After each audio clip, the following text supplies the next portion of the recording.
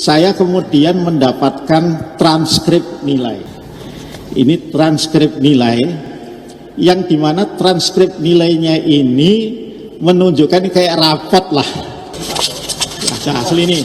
Nah, kalau yang mau lihat bukan apa karena saudaraan sama saya, enggak, karena memang diundang khusus. Reaksi Hakim MK Arsul Sani dilaporkan dugaan ijazah palsu. Perlihatkan ijazah asli dan foto wisuda.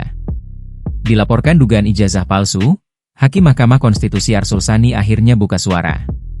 Dalam konferensi pers di Gedung Mahkamah Konstitusi, Senin, 17 November 2025, Arsul Sani memperlihatkan ijazah bergelar doktoralnya. Tak hanya itu, ia pula menunjukkan foto-foto wisudanya untuk menjawab tuduhan ijazah palsu yang disematkan kepadanya. Arsul menjelaskan, gelar doktor ini ia dapatkan dari Collegium Humanum atau Warsawa Management University. Institusi ini merupakan sebuah universitas swasta di Polandia. Pengambilan S3 ini dilakukan sekitar tahun 2020.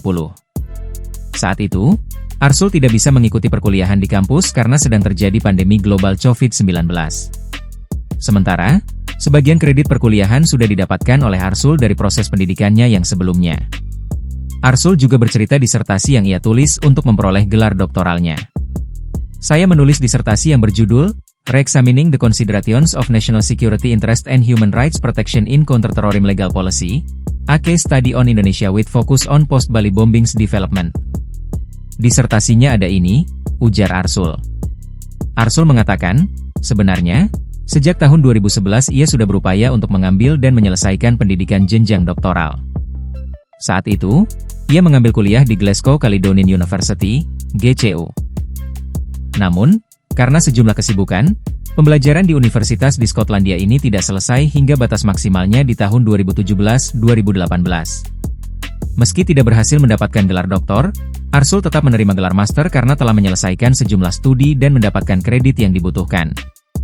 Adapun, pada tahun 2020 Arsul melanjutkan studinya secara online dan akhirnya mengikuti wisuda secara offline pada tahun 2023. Baru pada bulan Maret 2023, kira-kira bulan Februarinya, saya diberitahu bahwa akan ada wisuda doktoral di Warsawa sana, di gedung yang jaraknya tidak jauh dari kampus, lanjut Arsul.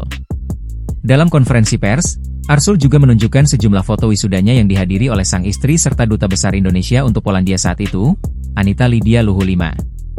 Arsul mengatakan, saat itu ia juga langsung meminta legalisasi ijazah karena harus segera pulang ke Indonesia.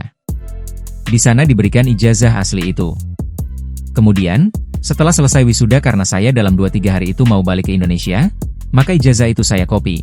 Malah dibantu copy oleh KBRI dan kemudian saya legalisasi. Ini asli dari KBRI dari Warsawa, kata Arsul.